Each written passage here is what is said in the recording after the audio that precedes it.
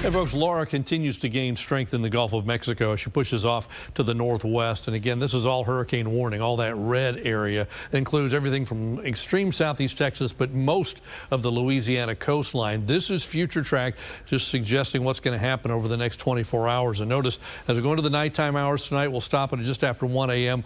Leading edge of the eye wall, getting close to the Louisiana coast. Here's Houston.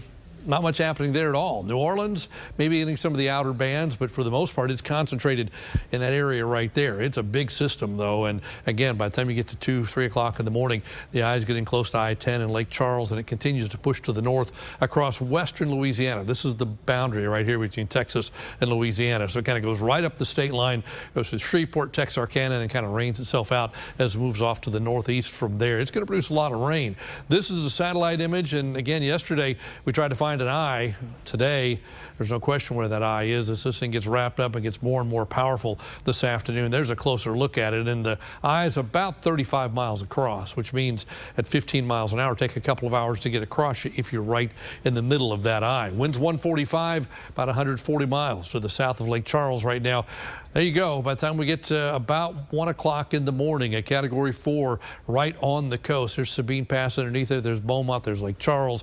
Tropical storm warning for Houston. That's Houston back there, but most of the impact will be east of there. And by the time you get to tomorrow afternoon, it's already all the way up to Shreveport, back down to a strong tropical storm, and then pushing north and eastward from there, and then eventually gets caught up in the westerlies and takes off out in the North Atlantic, and that'll be the end of that, but still producing some wind. Here's the big deal. You've been hearing that phrase all day about an unsurvivable storm surge. This area right here, Cameron Parish, there's Lake Charles, there's Lafayette, 15 to 20 feet of storm surge. That means the water where I'm standing 20 feet above my head, or 15 feet to 20 feet above our heads. And there's just, unless you're way up high, there's not much way to survive that. And there are not a lot of high rises in this area. So it's just very, very dangerous. Even 10 to 15 feet out the Sabine Pass and over to the east from there, even into Galveston Bay, 2 to 4 feet. But a lot of that will be a north surge coming onto the backside of the island because of that north wind.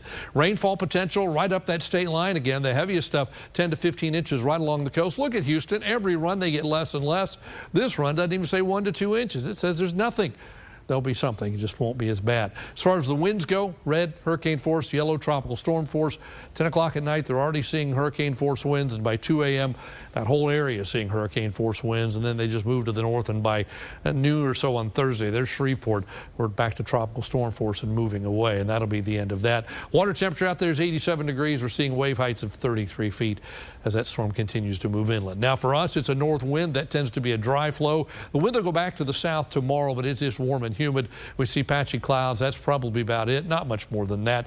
And our rain chances stay low the next couple of days. Over the weekend, another upper storm moves in and gives us a chance, about a 20% chance for some showers. So tonight, 79, partly cloudy, a stray shower. Tomorrow back to 100. Hot and humid. Heat index 106 to 110.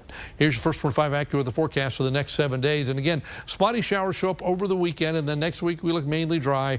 Temperatures stay in the upper 90s. Probably the best chance for rain Sunday, and even that by no means an all-day rain event. That's your updated First 15 AccuWeather forecast.